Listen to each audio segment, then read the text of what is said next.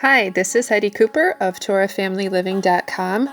Today we're out in the garden picking the first monstrous head of cabbage. This thing was so huge.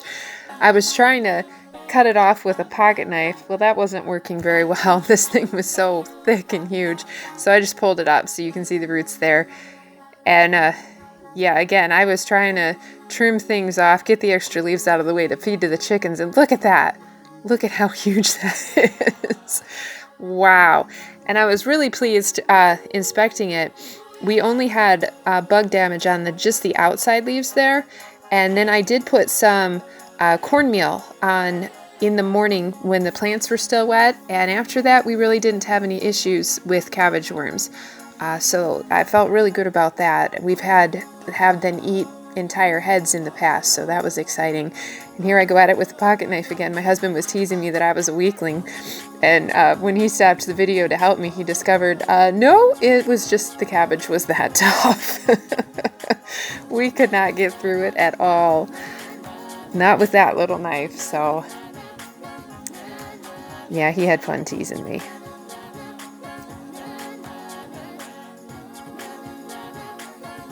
Okay, part of this cabbage went into our stir fry for dinner, and here I am chopping up cabbage to make sauerkraut.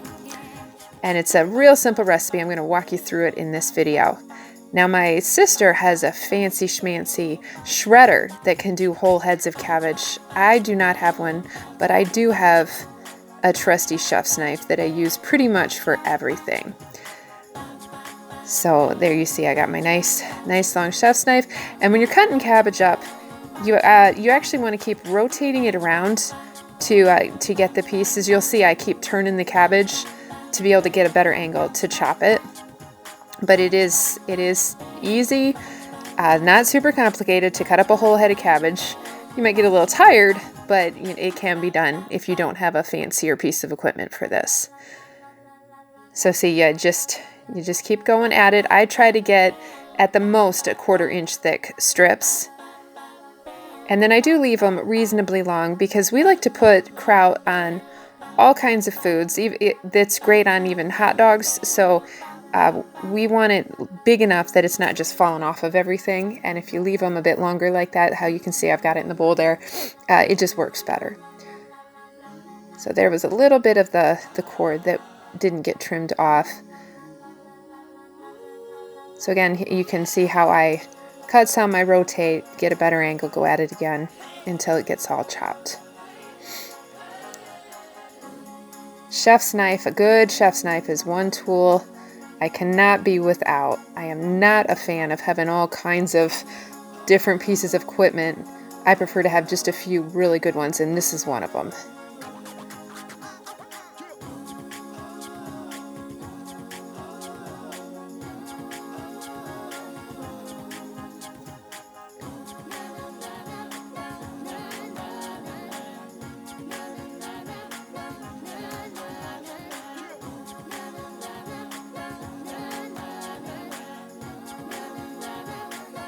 Okay, I like to do batches a quart size, and what I'm going to show you is sauerkraut is a form of lacto-fermenting, and so what you want to do is cram the kraut in there really good, and you want salt that will preserve it until what we say the good bacteria comes in and does its job. I put a tablespoon of salt in a quart, and that's just canning salt I'm using.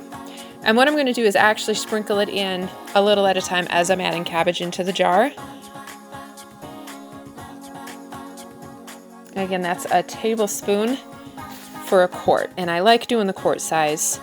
It's manageable and easy to work with when you're serving it up. Okay, so I do need to show you my one cool apparatus here. My husband made this on the lathe for me.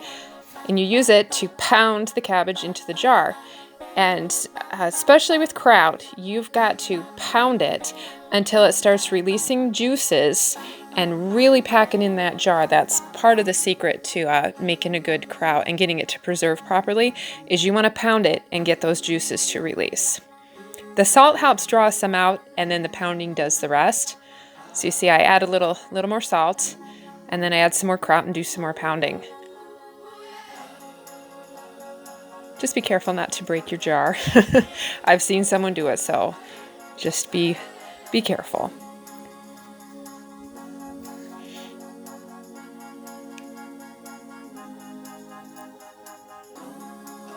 And as you get along, it takes a little bit to start seeing it, but you will start seeing liquid in the bottom of your jar. I don't know if I've got it far enough yet for you to see it. It does take a little bit of effort to get it to start releasing the juices. And you will be shocked and amazed how much slaw you can actually fit into a quart jar when you're pounding it like this. It really, really packs it in. Okay, there. If you look closely, I'm not sure how well you can see it, but the liquid is starting to show up in the bottom of the jar, and you can see that the kraut at the bottom is really packed together. So your goal is to get it all packed in and the liquid all coming out, and then you just keep pounding and cramming until you get to the top of the jar. So here I'm at the top of the jar. It took me several minutes, so I cut out the video. And I topped it off with a little filtered water, a tiny bit more salt just to be sure. And I want to make sure that all the cabbage is submerged. And then top it off with a lid. And I'll label it. And then this will take about a week, maybe 2, to ferment. And you just want to unscrew the jar lid every day or so to release any bubbles. And you'll see it change color. And then you'll be able to taste the tart kraut flavor. And you'll know it's done. Then you just need to keep it in the fridge. And that's that. All right, thanks for watching.